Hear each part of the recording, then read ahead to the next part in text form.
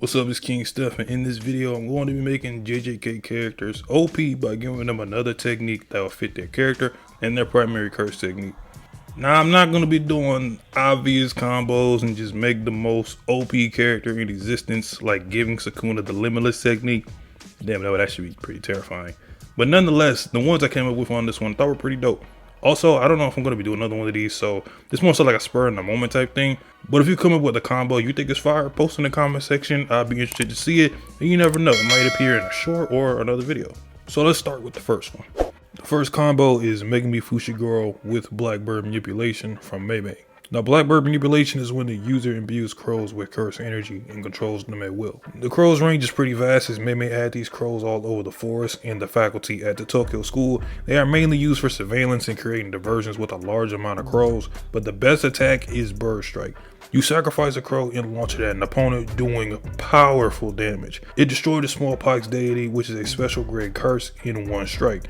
Gojo is the only person to ever survive this attack because, I mean, he's just built different. Now, Megumi's high IQ combined with Blackbird will be one hell of a tandem. In terms of stealth, Megumi can already hide in the shadows. Using the crows for surveillance and scoping out an enemy will make him a walking UAV you can't detect. The 10 shadows Shikigami that Megumi has at his disposal, they're all very useful for multiple situations that Megumi runs into.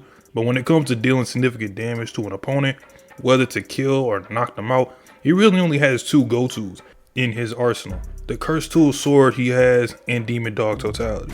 Giving him Bird Strike will be Megumi's true trump card, while something like Maharaga will be a last resort. No other options choice until he can understand how to properly use it. Plus, I think Mei and Megumi both kind of shared these complex views on the good and the bad, with Mei verbally stating she's only on the side of money, and while Megumi is a genuine good person, he definitely has a cerebral and cold nature to him when he's put in a life or death situation. Next, we got Toxic Masculinity Incarnate, Naoya Zenin, and I'm giving him Inverse from Jiro Awasaka. Now, Inverse, it makes powerful attacks do weak damage and vice versa, but you can't do too weak of attacks to them because it won't work, and it will cancel out the damage. Now, Old Man Jiro has a really underrated ability in the series, but he got washed by Megumi and Yuji early in Shibuya, and in my opinion, he didn't use it at its strongest capabilities. But now let's take Inverse and put it with Naoya. Now you imagine one of the fastest characters in the series with an ability that forces the opponent to hit him with an extremely precise attack. And God forbid that he's in his vengeful cursed spirit form, because coming at you with full speed, Mach 3 speed, and you have to only hit him at a certain amount of power, that doesn't seem like the greatest opponent to go against.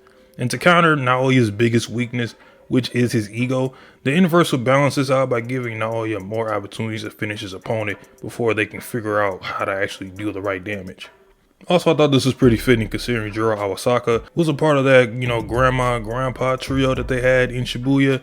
And I wanted to throw that in there because the old lady in Shibuya was responsible for pretty much bringing back a Toji Zenin that was in full Puppet of Carnage mode. And Naoya loves Toji's strength and he admired him and all that. So I thought it was pretty cool to tie that in. We're going to take a technique from the Hidden Inventory arc that, this guy, his technique was pretty solid, but he didn't even have a name. That's how weak he was. And we're going to give it to Big Bro Toto. We're giving Toto Aoi cloning. Now, cloning, pretty simple. It allows up to 5 clones max. He can switch his real body with any of the clones he puts out. So practically making Toto OP is by making more Totos. The idea of 4 to 5 Totos simultaneously clapping and using Boogie Woogie to swap multiple positions or objects sounds like a nightmare to deal with. Not to mention he can swap his consciousness and real body with the other clones. This seems like the biggest brain overload for an opponent, as you're just getting rocked by multiple Totos. Ichidori, my MC, he's up next, and I had to come up with something that would fit him. Now granted, Yuji doesn't have any curse techniques, well, at least not yet, but Yuji is a freaking beast in hand-to-hand combat and very acrobatic. So a hard-hitting power that exceeds someone like Toto and incredible flexibility. I felt like the Auspicious Beast Summon would give Yuji the versatility to go against tougher opponents that he would need. And similar to Ino, Yuji is someone who looks up to Nanami as well, and he respects him. But Ino doesn't have the raw power or the durability to really take a lot of damage. Even being surprised at how much force Yuji was punching the barrier in Shibuya, saying he rivals, if not exceeds, Nanami. So Yuji with Auspicious Beast would allow him to attack at range with Kaichi Kaichi is a projectile that is launched and acts like a drill. It pierces whatever it comes in contact with, and even if someone dodges it, it acts like a homing missile until it hits something. He can even guard better with Reiki. Reiki, which is a water bubble shield, in the water can make the user move a little faster with the slip and slide effect that will put on his feet. Even though we didn't get to see Kitten, it's basically like pain nullification, except the downside is Ino would have drained his stamina when using it and he wouldn't be able to move as much as he would. And finally Ryu, where lightning based cursed energy charges to the user's hands, and that's pretty much all we got to see of it. So that's a nice little bag that Yuji be able to dip into.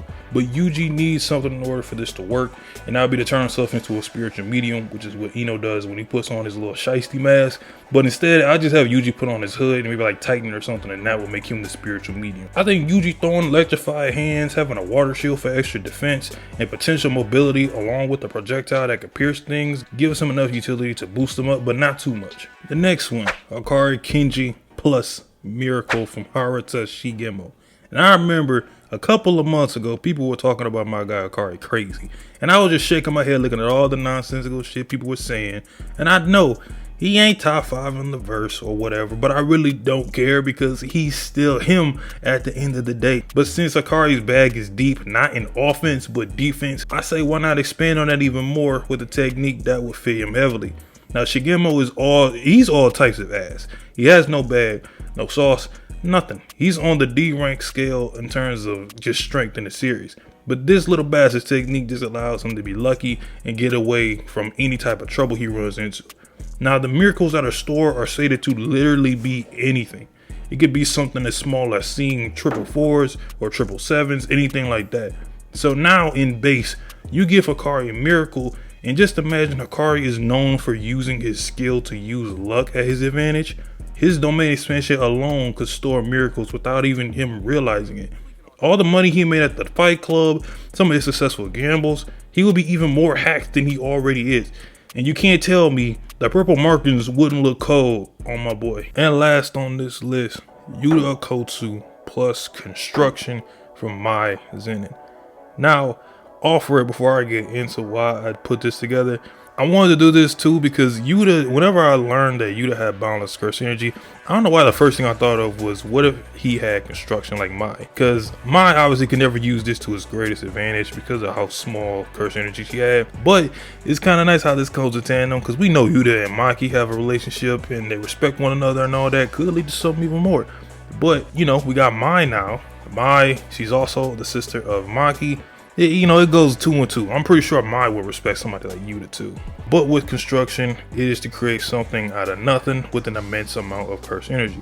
Yuta's already OP as he is, but I guess let's just give him a technique that will make him like a walking mystery box. Let's make him a little bit more OP.